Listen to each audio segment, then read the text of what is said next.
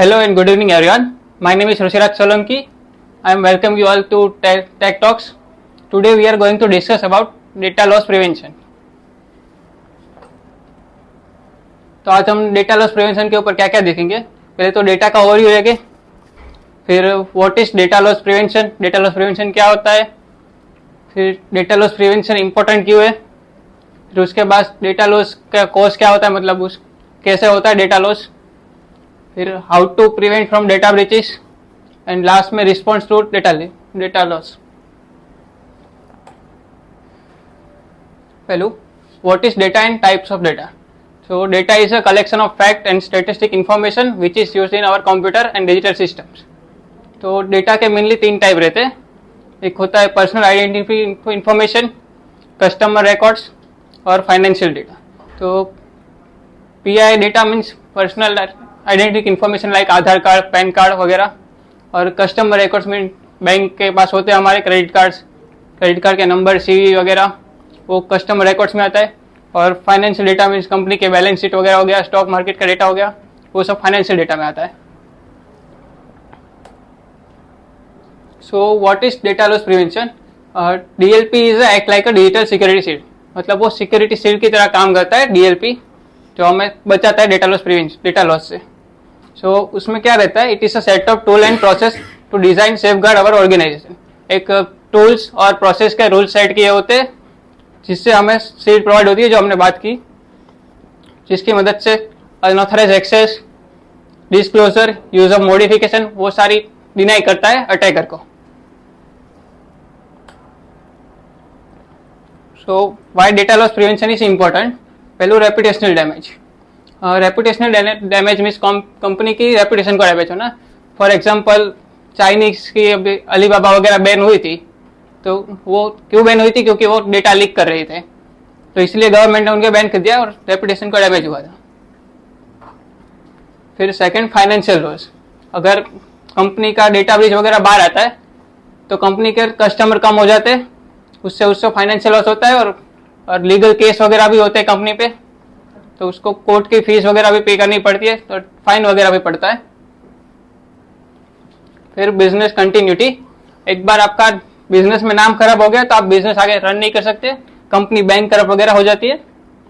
और इन कंपनी के अलावा भी कस्टमर के फाइनेंशियल एसेट्स को भी नुकसान होता है, कस्टमर की प्राइवेसी वगैरह उनको भी नुकसान होता है. फॉर एग्जांपल गूगल में हमारी फोटोज होती है, तो वो डेटा ब्रीच हो गया तो हमारी प्राइवेसी को नुकसान है और गूगल को भी नुकसान है.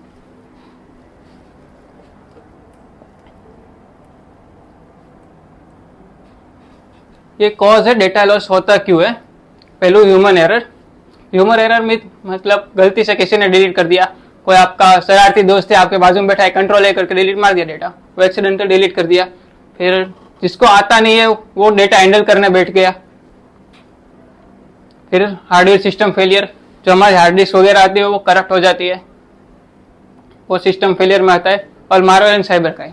कोई अटैकर रैंसमवेयर, फिशिंग और अदर बहुत सारे अटैक के थ्रू अटैक करता है और हमारा डेटा एनक्रिप्ट या डिलीट करने की ट्राई करता है.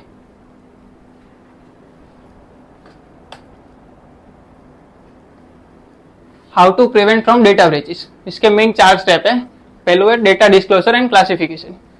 डेटा डिस्कवरी मतलब डेटा को आइडेंटिफाई करना और इससे क्लासिफाइड डिवाइड करना.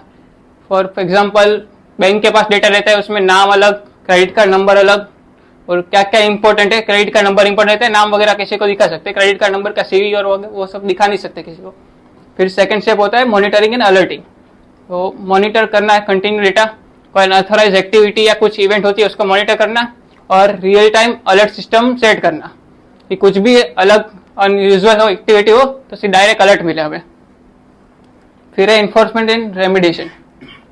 तो इन्फोर्समेंट एंड रेमिडिएशन में एक सेट ऑफ रूल सेट करने का, जो डेटा ब्रीच हो गया तो उसके बाद अप्लाई कर सके, जैसे पॉलिसीज लगाना वगैरह.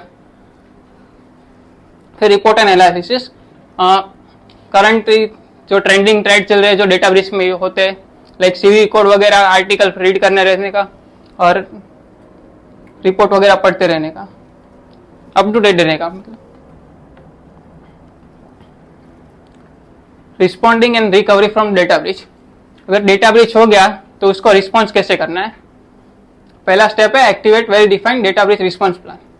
एक वेल डिफाइंड प्लान पहले से सेट करके रखने का, जो डेटा ब्रीच हो गया तो उसके बाद अप्लाई कर सकते हैं, जैसे कि आइसोलेशन कर देना, जहाँ पे डेटा ब्रीच हुआ है उसको आइसोलेट कर देना, जैसे कोविड में किया था, जिसको कोविड हो गया उसको अलग रूम में रखने का ऐसा, और बाकी सिस्टम से इसको निकाल देने का। फिर डेटा रिस्टोर बैकअप वगैरह रखा ही होगा, प्लान क्रिएट किया है तो data restore and system process वापस नॉर्मल ऑपरेशन पे सेट हो सके, इस तरह से सेट करके रखने का पहले से। So thank you for listening me, have a great day.